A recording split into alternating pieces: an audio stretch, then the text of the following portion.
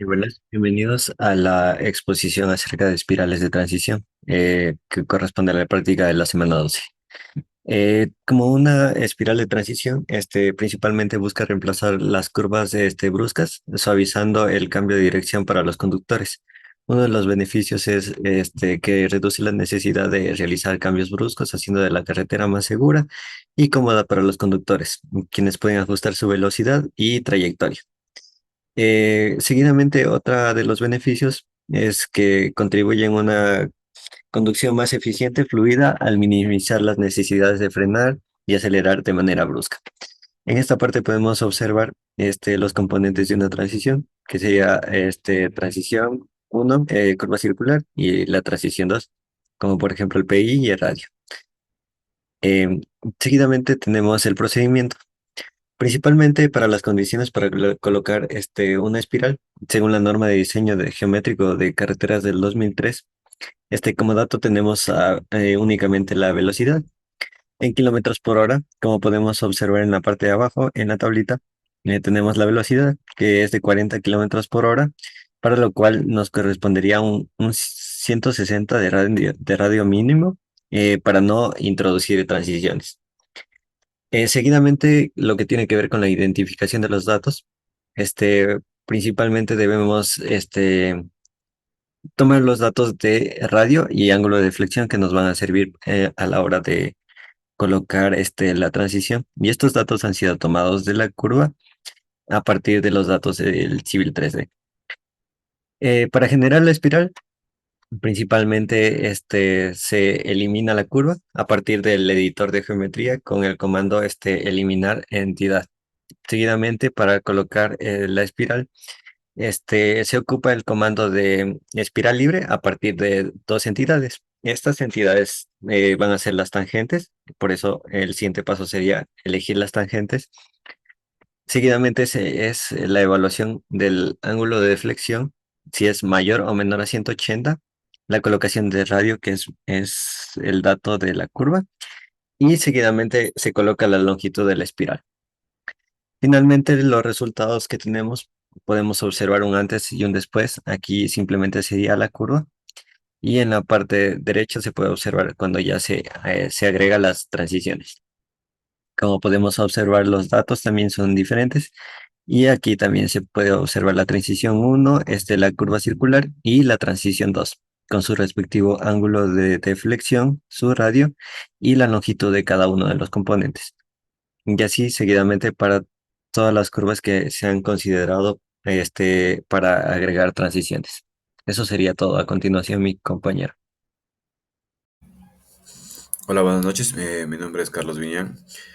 Nada, les indicaré la parte de cómo hicimos lo de las curvas, en lo que es mi ruta. Por ejemplo, mi compañero le explicó de cómo él obtuvo. Ahora le explicaré cómo hice el proceso.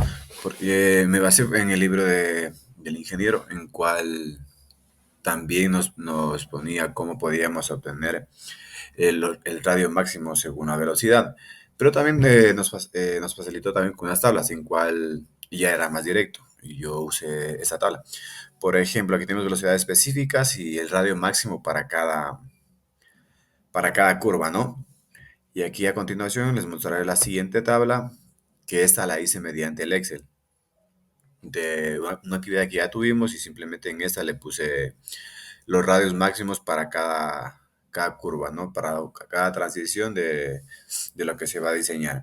Como podemos ver aquí, acorde a las velocidades, en mi caso tengo entre 40 y 50. Entonces, aquí en el costado derecho, donde ven con el color crema en el Excel, tengo el radio, la velocidad de 40 y 50 y su radio máximo, que por ejemplo para 40 es de 95 y para la velocidad de 50 es de 148.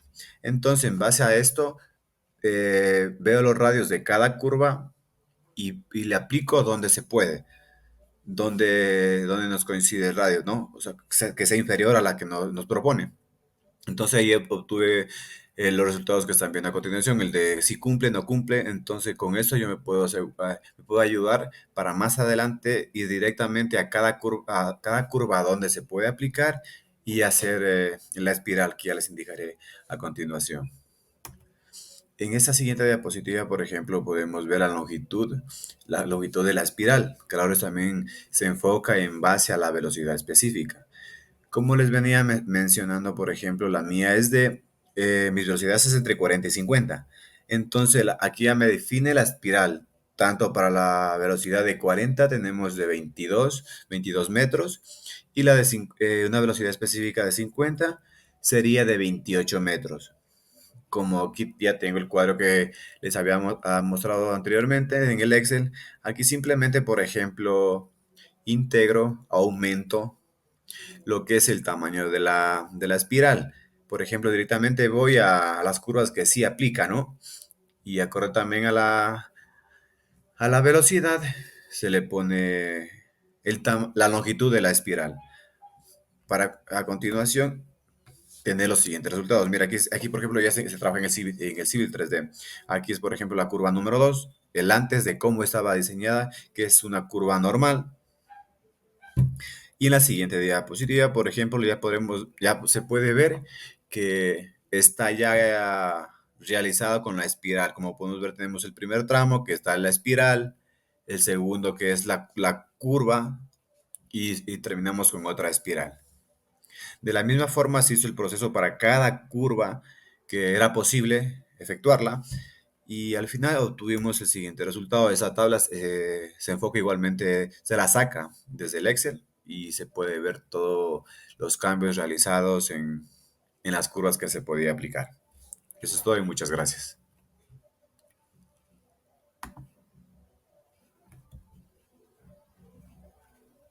Buenas, mi nombre es Alexis Córdoba y yo ahora les hablaré acerca del proyecto desde mi parte en este. Ahora les hablaré acerca de los pasos a realizar para poder realizar las espirales en el Civil 3D.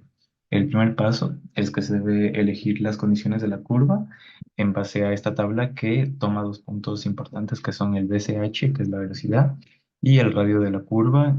Y con esto podemos determinar, por ejemplo, aquí podemos observar que con la velocidad de 40, el radio máximo de la curva tiene que ser de 160. La velocidad de 50, el radio máximo de la curva debe ser de 250, de 60 a 400 y así sucesivamente. El segundo paso es que tenemos que elegir con la herramienta de suprimir subentidad, debemos eliminar la curva que teníamos trazada anteriormente. Con esto eliminamos la curva y logramos obtener las dos líneas que chocan entre sí para poder utilizar la tercera herramienta, que es la espiral curva, espiral libre entre dos entidades.